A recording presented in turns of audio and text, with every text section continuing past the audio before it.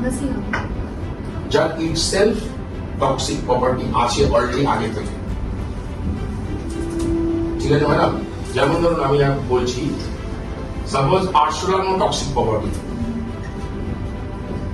আরশোলা খাবারে পড়ে গেল, এবার সেই আরশোলাটাকে তুলে আপনি দিলেন, যেখান থেকে পড়েছিল ওইটুকু অংশ আলাদা করে ফেলে দিলেন।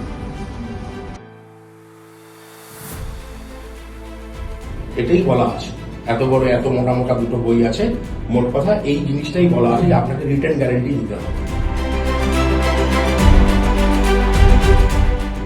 তার উপরে গভর্নমেন্ট লাইসেন্সিং শুরু করলো বিজনেসের আকার অনুসারে। বিজনেস তো অনেক ধরনের হয় না, ফুড বিজনেস, ম্যানুফ্যাকচারিং হতে পারে, ট্রেডিং হতে পারে, রিটেলিং হতে পারে, প্যাকেজিং হতে পারে, ট্রান্সপোর্ট হতে পারে। সেই বেস করে ডিপার্টমেন্ট লাইসেন্সিং করা শুরু করলো 2011 সাল থেকে প্রথম ইমপ্লিমেন্ট।